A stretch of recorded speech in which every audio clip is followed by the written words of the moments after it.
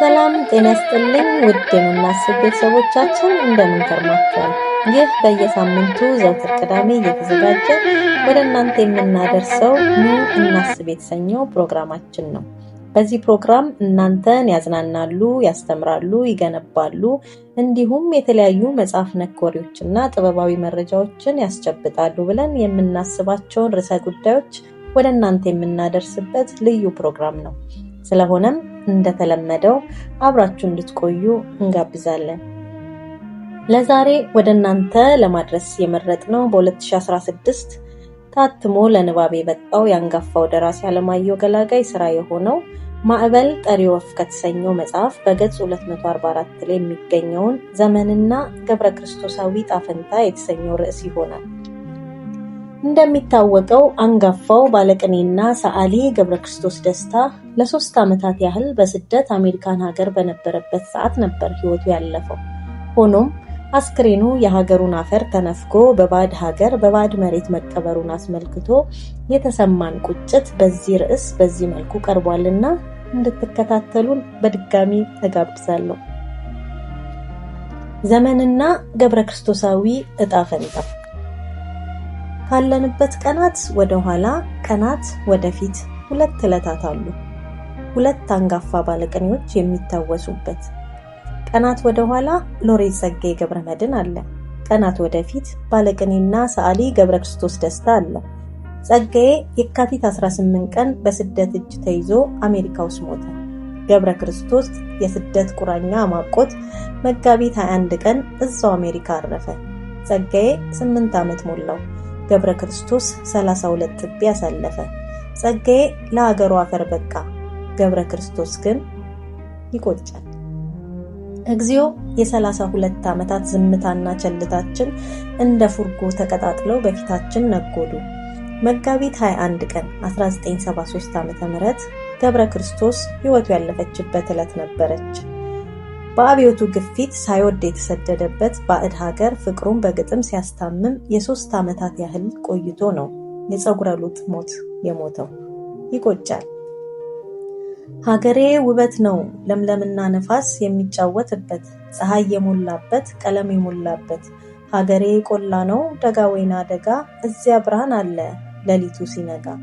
እዚያ ዘመድ አለ ሁሉም የእናት ልጅ ነው፣ ሁሉም የአባት ልጅ ነው። ጠላትም አንዳንዴ ይመጣል መቃብር፣ ባለጋራም ቸር ነው የአገር ልጅ ሲቸገር። ብሞት እሄዳለሁ ከመሬት ብገባ፣ እዚያው ነው አፈሩ የማማ ያባባ። ገብረ ክርስቶስ ሀገሬ ሲል በሰየማት ግጥሙ ውስጥ ምኞቱን እንዲያስፍሮ ነበር። የሚያሳዝነው ግን ይህ ሁሉ ምኞት፣ ይህ ሁሉ የወገንና የሀገር ፍቅር ንፋስ ያገኘው ጠል ሆኖ ነው የቀረው። የ30 ዓመታት ዝምታና ቸልታችን ተስፋውን አገንትሮበት እንደቀነጨረ ጥሬ ቢዘራ የማይበቅል እስከመሆን የደረሰ ይመስላል።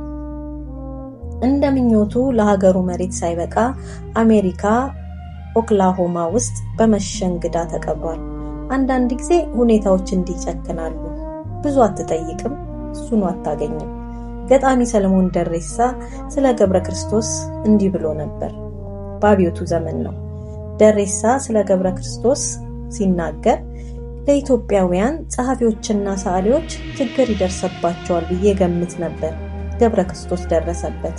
መጨረሻው ላይ ስላወጣጡ የሰማሁት ነገር አለ። እሱን አላጣራሁምና አልደግሞም። ችግር ደርሶበት ወጥቶ ታሞ በሚያሳዝን ሁኔታ አንድም ኢትዮጵያዊ በሌለበት ማንም በማያውቀው ሀገር ኦክላሆማ በተባለ ቦታ ሞተ። አሜሪካ መሆኑንም አላውቅም ነበር።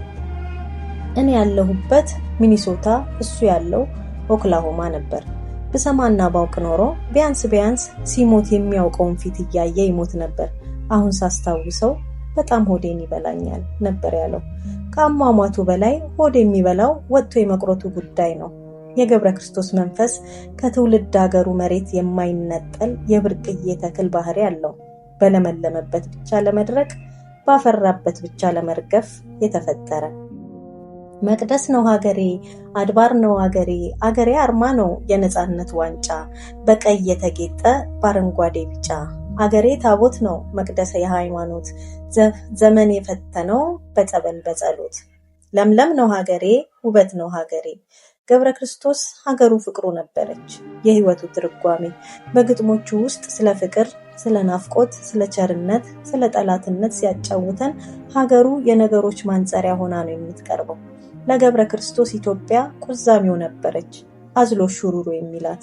ታዲያ ምን ያደርጋል፣ ለህይወቱ ቀርቶ ለአስክሬኑ ማረፊያነት ነፍጋው መንፈሱ ውጭ ውጭውን ሲል 32 ዓመታት ደፈነ። ጥቂት ነገር ጠየቀ፣ እሱኑ ነፈግ ነው። አንዳንድ ጊዜ እኛና ሁኔታ እንዲንጨክናለን። ጸጋዬ ገብረመድህንም ያው ነው። የሀገሩ ነገር አይሆንለትም ነበር። ሊሞት 15 ቀን ሲቀረው እንኳን ሀገሩን አደራ አላለም። አዝሏት ነው የሞተው። የካቲት 18 ቀን ሊሞት የካቲት 1 ቀን የወጣው ጦቢያ መጽሔት ላይ እኔንም እንደ አባቶቼ ያልተቋጨው ነገር ይቆጨኛል ብሎ ነበር በአፄ ቴዎድሮስ አንደበት። እሱም ባስታጠቃቸው ያለፈው ጥረታችንን ሳስታውሰው ትዝ ሲለኝ ከሰራነው ነገር ይልቅ ያልሰራነው ነው የሚቆጨኝ። ጸጋዬ እንደ ገብረ ክርስቶስ ልስልስ አይደለም። ሀገር ነክ ግጥሙ ለበቅ ነው። ውዴታው ህማም ነው። ሀገሩን እንደ ሾህ አክሊል የሚያጌጥባት እየደማባት ነው፣ እየተቸነፈረባት። ያም ሆኖ አልታከተም፣ በቃኝ አላለም። ማን ባለ ሳምንት አላለም። በህመም የተሰደደበት ሆኖ በበቃኝ የተሰደዱት ላይ ይጮህ ነበር። ይድረስ ለኛ በሚል ግጥሙ ይድረስ ወገን ከኛው ለኛ፣ አበቅቴ ውሉን አልሳተም፣ ጽዋህን ተቀበለኛ። ይድረስ ለክቡር ወገኔ፣ ምን ነው ጥላችን ቀለለ፣ እማማ ኢትዮጵያችን ለምን እያደር እየዋለ፣ ማህፀኗ ከጎዶሉ በቀር ሙሉ ሰው አልወልድም አለ።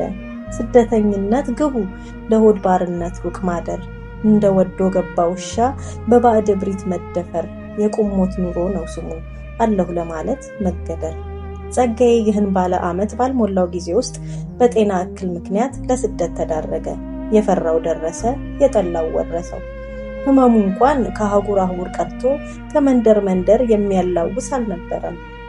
ኒውዮርክ ከተማ ብሮክስ ውስጥ ቅዱስ ባርናባስ ሆስፒታል ዲያሊሲስ የኩላሊት ሕክምና ማዕከል በሳምንት 3 ቀን እየተመላለሰ ይታከም ነበር። ይሁንና ከመንፈስ ጉድለቱ በላይ የጤና እክሉ የሚያሳስበው አይመስልም። ጦቢያ መጽሔት ላይ ሲጠየቅ እንዲህ ነበር የመለሰው። የኢትዮጵያ አምላክ ይመስገን፣ ከሀገር ናፍቆት በስተቀር ጤንነቴን ደህና ነኝ ነበር ያለው።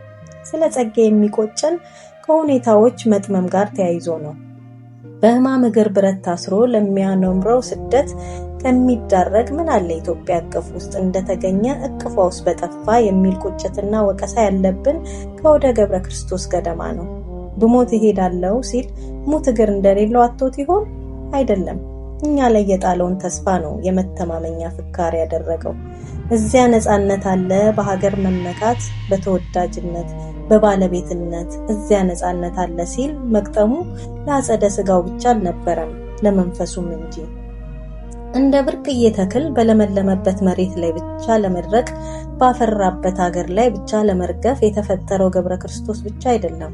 ሁሉም አንጡራ ኢትዮጵያዊ እንዲያው ነው። ከቅርቡ ከወደ ዳር ሀገር የመጣ የረጅም ዘመን ስደተኛ እንዲህ ብሎ አጫውተኛል። መውደቄ መቅረቴ ነው ብሎ ማሰብ የህይወት ጥንጣን ነው። ባዶ ያስቀርሃል። የላይ ላይ ኑሮ እንጂ ስር የሰደደ ደስታ አይኖርህም። የኢትዮጵያዊ ደስተኛ ሁሉ መንከትከት ይሄ ነው። ብዙ ገብረ ክርስቶሶች ባዕድ ሀገር ወድቆ በመቅረት ፍርሃት ተፍቀፍድደው በአጸደ ስጋ አሉ። በሀገር ናፍቆትና በወገን እጦት ሳይሞቱ መንፈሳቸው ድንበሩን የሚጠራሙት። ብሞት እሄዳለሁ ከመሬት ብገባ፣ እዚያው ነው አፈሩ የማማ ያባባ። የማማና ያባባቸውን አፈር በዚህ መንግስት የተነፈጉ። ይሄ መንግስት እንደሆን እንደ ትምክተኛ ባል አስወጥቶ በር መዝጋትን ብቸኛ መፍትሄ አድርጎታል። እዚያ ብሞት እሄዳለሁ ቢባልም እዚህ ብትሞቱም አትመጡም የሚል ገርጋሪ መንፈስ የተጠናወተው መንግስት አለ። ማን ይሁን ማን፣ ጸረ ህዝብ ይሁን አሸባሪ ለውጥ አያመጣም። ኢትዮጵያዊ ነው። ከኮሎኔል መንግስቱ ኃይለማርያም ጀምሮ ወድቆ የመቅረት ፍርሃቱ እድሜያቸው የገፋ ላይ ብቻ አይደለም፣ የወጣቶቹ ስደተኞች ጭምር እንጂ። ገብረ ክርስቶሳዊ ተስፋ የጣለብን ገብረ ክርስቶሳዊ ዕዳ ወይስ ሌላ አማራጭ አለ? ለማንኛውም እንደ ጋኔን ከስጋ አልፎ በመንፈስ የሚቀጣውን እጅ ያላላልን። አሜን። ለዛሬ የነበረን ፕሮግራም ይህንን ይመስል ነበረ። ስለተከታተላችሁን እያመሰገንን ሐሳብ አስተያየታችሁን በኮሜንት አሳውቁን። ለቤቱ አዲስ የሆናችሁ ደግሞ ቻናሉን ሰብስክራይብ በማድረግ ቤተሰብ ሁኑ። ኑ አብረን እናስብ። እስከ ሳምንት፣ መልካም ሳምንት።